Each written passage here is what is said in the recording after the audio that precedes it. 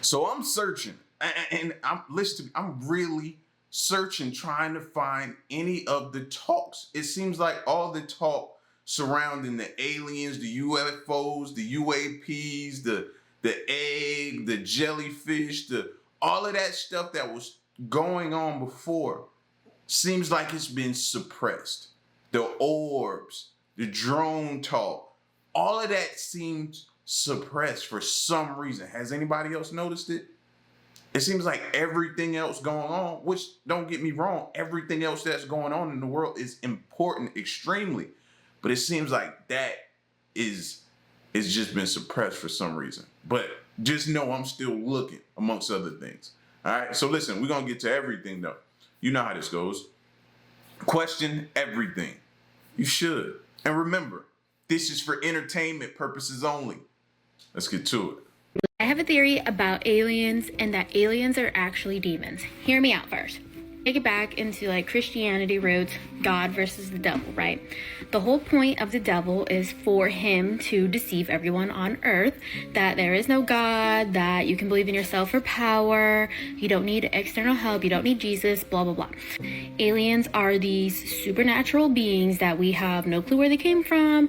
They kind of appear here and there on earth in random sightings. They're going into the ocean, which if you are deep in the rabbit hole like I am, that's the marine kingdom where more aliens live, which aka demons. So he wants them to believe that they're these supernatural beings that have all these powers that are going to come here, help us and be our saviors. And what does that sound like? Literally sounds like Jesus. I think that is part of his ploy. Okay, you may be saying, what about the events where people are kidnapped or they have these visions, hallucinations, they go through these experiences? That is all demonic as well. How about that? And paranormal activity, people end up with scratches, people hear things, see things, apparitions. Same thing alien can do. Let me know what you think about this theory. I've heard tons of alien demon conspiracy theories, but I have not heard it explained this way. I have a theory about aliens. I don't think there's nothing wrong with that theory. You know what I mean? I may not agree totally with everything in that theory, but that theory alone, I don't see too much wrong with it. A little bit, but not too much. You know, especially a part about them in the ocean. Like constantly we have been shown signs of alien life. And if you look at some of the marine life in the ocean, man, you cannot tell me some of that stuff is not alien to you. Like and I know some people are gonna be like, well, what? Because it's different. It's a feeling. It's just undescribable, but you just know. Sometimes you just know.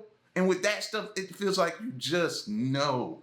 The pizza thing too. I think you said it too when they were like, the theory of if a big celebrity in Hollywood says, "Oh, we're throwing a pizza party," that means like, oh, they're throwing like a party with like little.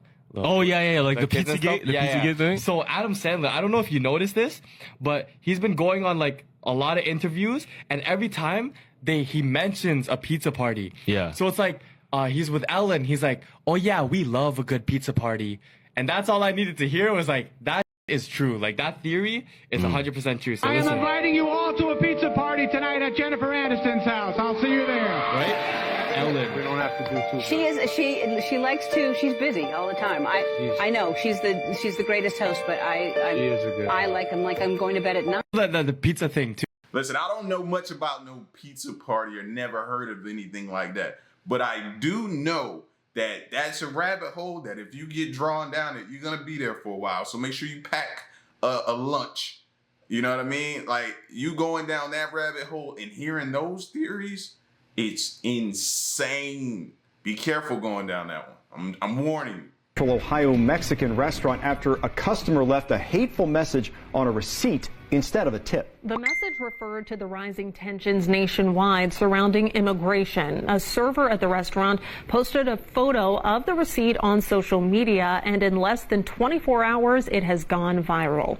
We thank you for joining us for NBC4 at 5. I'm Jennifer Bullock. I'm Jared Smalley. NBC4 crime and safety reporter Anna Hoffman is here now with us. Anna, you spoke with employees today about what happened here? Yeah, I did, Jared, and it really made them emotional, and they say it caught them by surprise. The employees at Casuelas on East Broad Street say something else that's surprising them is how much support they're getting from the public. This is a place for love and, you know, just being relaxed and having good times. The servers at Casuela's Mexican Cantina on East Broad Street tell me they love their job and they love serving people. They say Sunday afternoon they were doing just that. Apparently, this lady came in and Ricardo, who is a great person, was taking care of her. He only worked here 1 day a week, which is Sunday. He has 2 jobs. After the woman and her family left, they found this on the table, a receipt. But instead of the tip, the woman wrote this hateful message. It's just not right. Just not right. He's a really good person, and like I said, we all here come here every day to do our job, which is serve people and make them have a good time. Another employee took a picture of that receipt and posted it on social media later that day. It's gone viral. Listen, so y'all don't think we have a problem? Y'all don't think that's wrong? And if you think that's cool, then I don't want to be around you. That's not a person I want to chill with and hang out with, drink a beer with, or kick it with, any of that. You think that's cool? And to sit here and say that we're not breeding hate around here? Look at that. Tell me that. Somebody felt comfortable enough. Who raised you? And I don't even think you were... I want to say that, but some people do raise you to hate. So, you know what I mean? That's not 100% true statement. But for the most part, it's not right. It's not morally right. It's not ethically right for you to put that on there, bro. Stay away from me with that. I don't want to be in your presence if you got that kind of hatred in your heart and in your body and you feel that way. Nah, stay away from me, fam. It's too many good-hearted people around that I could be cool with than somebody like that felt the audacity to put that on a receipt and leave that for somebody. Pretty much for everybody to see. You didn't care. You didn't care. It said that whoever it was fired. It says Ohio Realtor. And sources tell ABC News President Trump is preparing an executive order directing his education secretary to dissolve the Department of Education. The president has been adamant about returning education to state control, but critics argue the department provides critical funding and enforces non-discrimination laws. Well, Diane, Secretary of Education Linda McMahon has only been on the job for 3 days, but already President Trump is preparing to sign this executive order directing her to dismantle the Department of Education entirely. Now, even McMahon acknowledges that this would require an act of Congress to completely get rid of it. The order does instruct her, though, to do as much as she can by law, stating the Department of Education's main functions can and should be returned to the states. Most funding for public schools already is at the state and local level, but the department does oversee billions of dollars in funding to help low-income students and students with disabilities. It enforces civil rights laws to prevent discrimination in schools, manages about $1.5 trillion in student loan debt. It also oversees the process of students applying for college financial aid through Pell Grants and FAFSA, which for many students is the only way they get help paying for college. About 17 million students apply for financial aid through FAFSA every single year. The question now, how much of these responsibilities can be moved under different agencies, and is there enough support in Congress to dismantle the Department of Education altogether, Diane?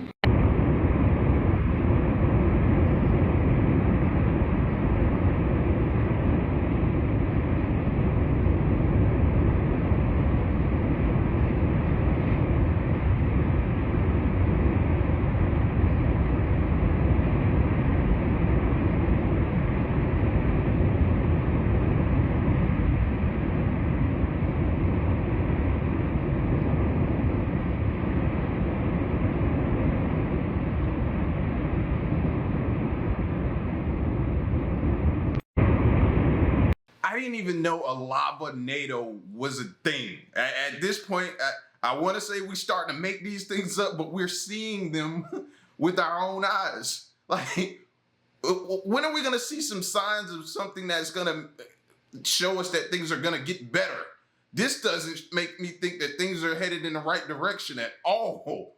No. Show us a tree that's some exotic tree that just sprouted and is growing and is showing great signs or something like that. This does not make me think happy thoughts at all. Should China worry about U.S. tariffs? We never worry about it. Why not? Yeah. We only focus on ourselves, how we can do much better. We don't worry about others. So you don't worry about President Trump's next moves? Of course. Nobody worry about it. Almost everyone eats eggs. They're delicious. They're expensive. In a day and age when chances are you don't have a ton of eggs in your fridge, because let's face it, they're really expensive, Adam Weinrich may be the exception. As of today, we have 384 chickens.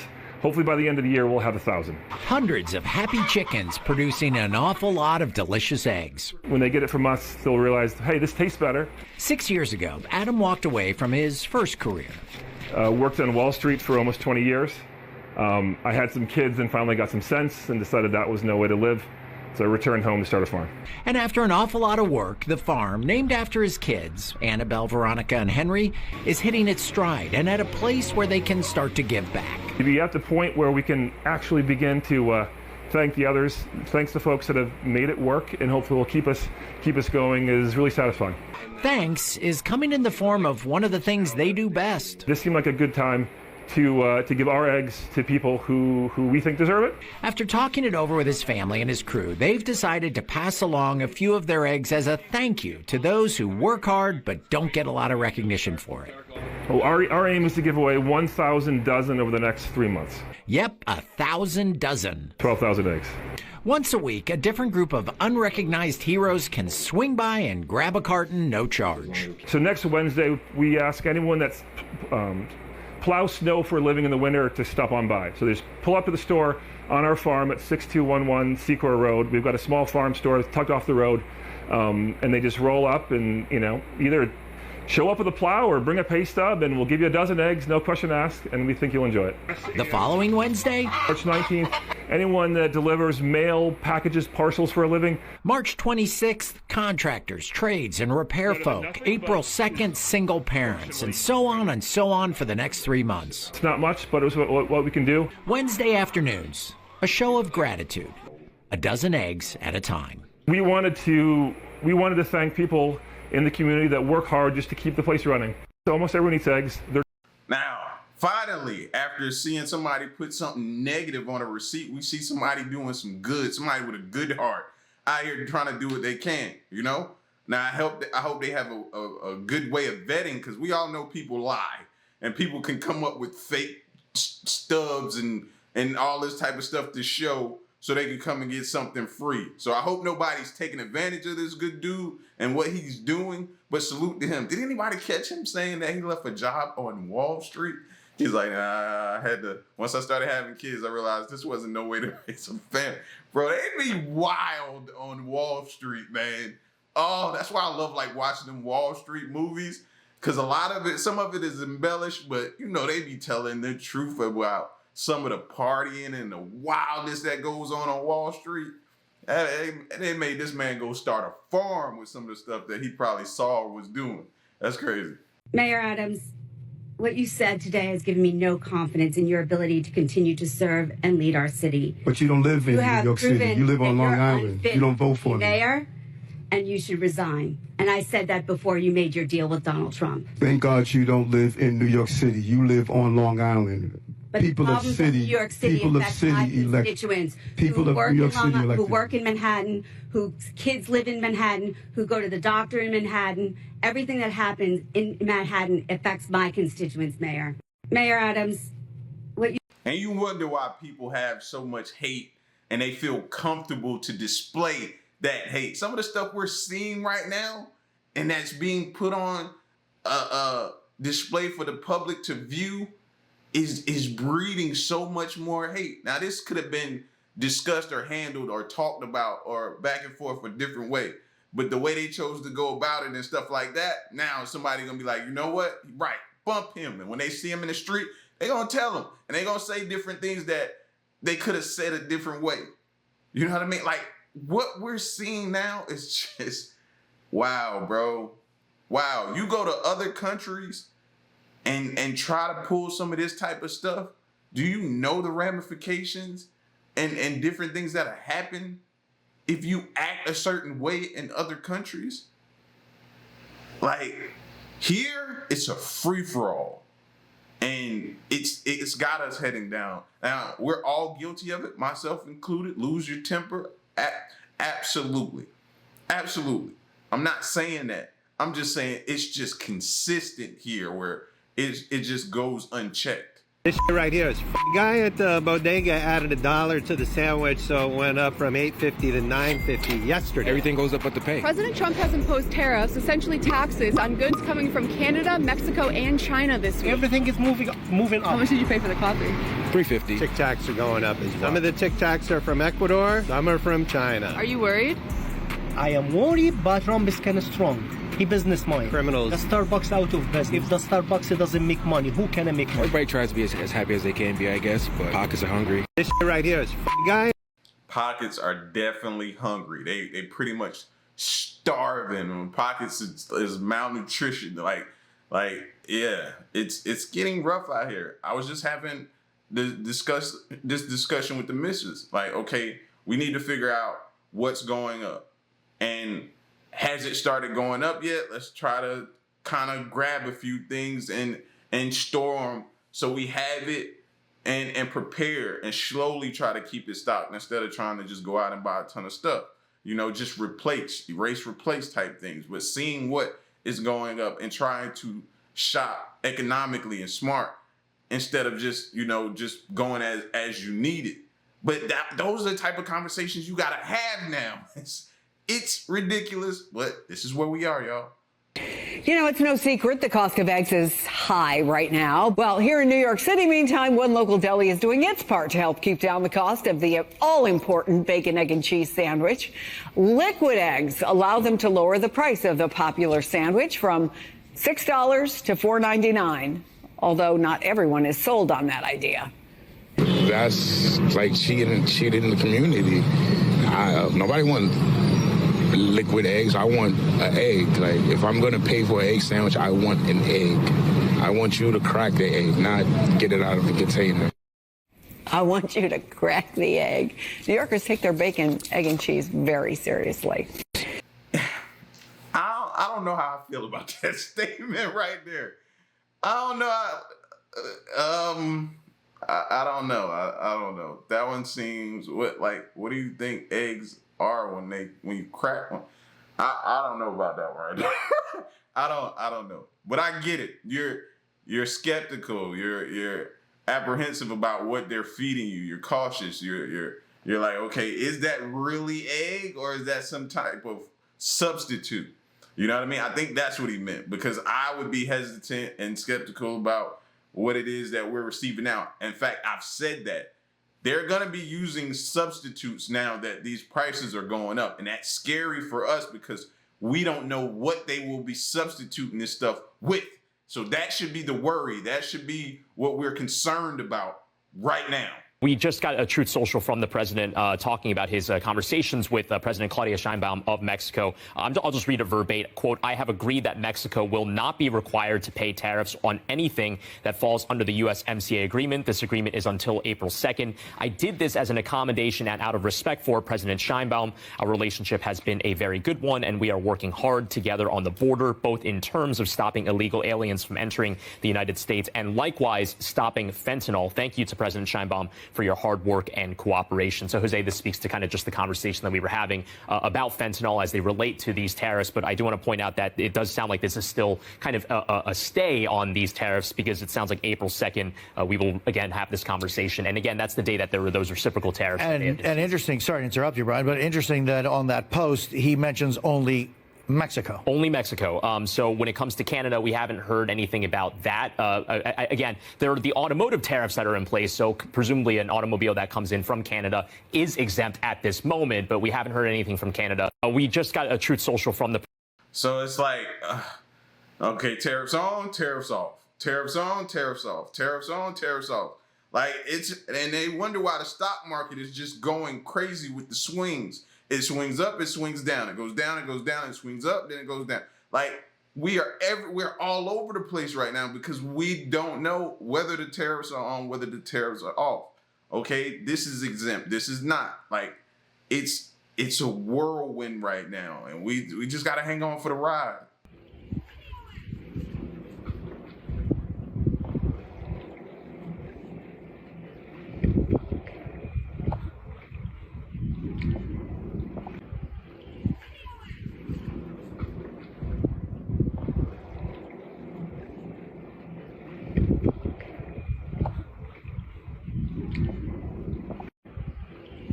Ooh, Elon about to catch some heat, especially with people saying, you know what I mean? Like with him saying things are wasteful. Watch people start being like, yo, this is wasteful. This is wasting. Like you leave yourself room for this type of criticism and it's gonna happen. It's gonna happen.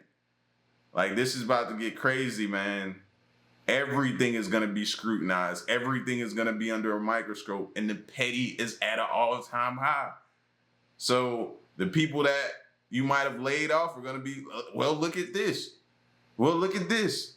You're watching the stock market right now. You might feel like you were on a theme park roller coaster ride, and you are not alone because investors, they are strapped in right next to you right now on this ride. So the U.S. major indexes, all three, they opened lower this morning, and that was after a rough week on Wall Street already. They're trying to claw back into the green, but they've since taken another nosedive. Things, though, they are changing by the second here. Now, what's driving this? Tariff turmoil is a big one. The U.S. announced 25% tariffs on goods coming into the U.S. from Mexico and Canada. That happened earlier this week, as well as an additional 10% on goods coming from China. Now, since then, the White House has announced exemptions on certain areas and goods when it comes to Mexico and Canada, but only until April 2nd. That's when the White House plans to announce sweeping tariffs on countries that levy import taxes on the U.S. Beyond potentially higher costs for businesses, prices for consumers, an incentive to move manufacturing here, markets are reacting negatively because investors hate uncertainty. There has been so much back and forth on when are tariffs going into effect, are they going into effect, what countries are affected, that's very difficult for investors to make informed trades on sectors or stocks when things are changing by the minute. What you're going to see is a lot of people start turning to a different safe haven. So possibly or potentially bonds, they'll start turning to and investing there. You know what I mean? And they'll do that until they feel it's risk on again. When they feel like it's risk on again, then they'll jump back into assets and the indexes and all of that type of stuff like that. But and I'm watching Apple right now.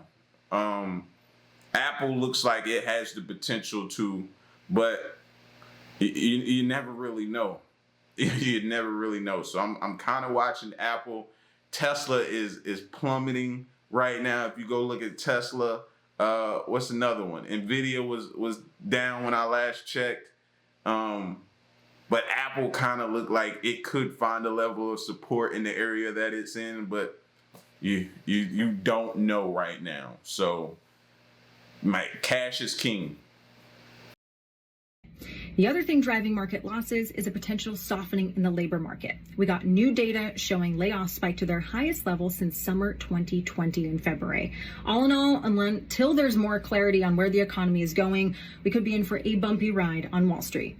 Orlando police say Jathan Gilder swallowed nearly $800,000 worth of stolen jewels after swiping them from a Tiffany store last week.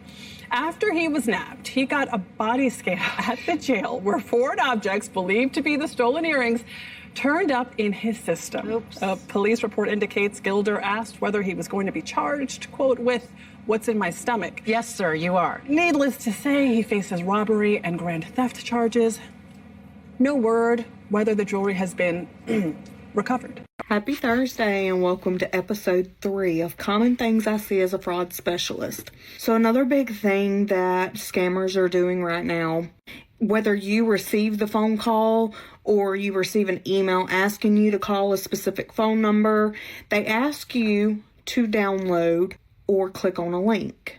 What they have you downloading is a remote access to your device, whether it be your computer, your phone, something like that. Anytime that you have someone asking you to download something so that they can access your device, Huge red flag. If they get access to your device, they can access your online banking, any personal information that you could have saved in your files. So that is absolutely something you do not want to do. Anytime that you receive an email or a phone call that is unsolicited, call your bank yourself. It's a phishing scam. They're trying to get information from you. Just don't do it. And even if they don't specifically have you download something, some of these links that they are sending you contain viruses and malware that can give them access to your device. So be careful out there. Let me know if you have any questions. Like, don't even call your bank. Let's normalize going back to our bank, going to our bank. When you think something's wrong, suspicious, like the cell phone, I don't know, we need to start acting like mobsters or something like that to where we don't talk on the phones no more. Everything is in face-to-face and in person. That's how we got to go back to being. We got to go back to being that type of like society nowadays because they've infiltrated us through these phones and these devices. So let's normalize face-to-face. Talk. Let's go talk to the person, the bank teller, and see if there's a problem and get it resolved. Well, President Putin says Russia will not retreat from Ukraine and give away anything that belongs to us. He made the comments while speaking to widows and mothers of Russian soldiers killed following his full-scale invasion. Earlier, his foreign minister warned that Moscow would see any European peacekeeping deployment in Ukraine as an act of war. Steve Rosenberg has the very latest. It feels like something is changing in Russia. A country resurgent and unrepentant.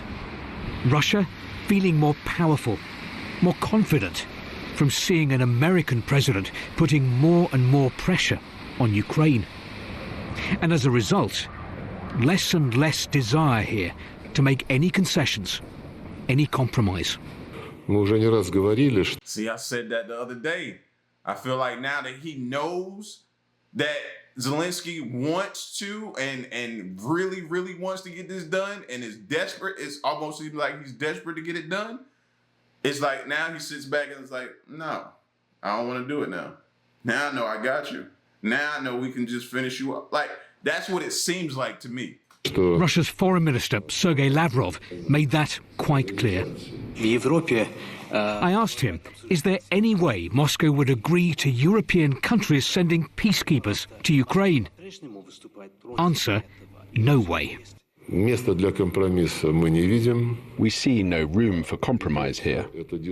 This discussion is being held with an overtly hostile aim. This would mean no longer a hybrid involvement, but the direct, official and unconcealed participation of NATO countries in the war against Russia. And we mustn't allow this to happen. No compromise, but a lot of excitement lately on Russian state TV. America's doing things differently, reads the caption. It certainly is.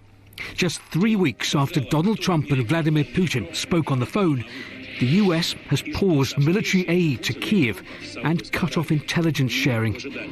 Right now, it feels as if everything the Trump administration is saying and doing is good news for Moscow and very bad news for Ukraine. One Russian newspaper this week described the United States as Russia's partner. How things have turned around. Later, a private ceremony in the president's office. Vladimir Putin awarding the Hero of Russia medal to the widow of a Russian soldier. Then off to meet more women whose soldier sons and husbands have been killed. We're not going to give ground, Vladimir Putin said. We need the kind of peace that suits us. In Moscow, there's talk of a new world order and a growing belief that Russia is heading for victory in Ukraine. Russia's confidence fueled by America's U-turn. Steve Rosenberg, BBC News, Moscow.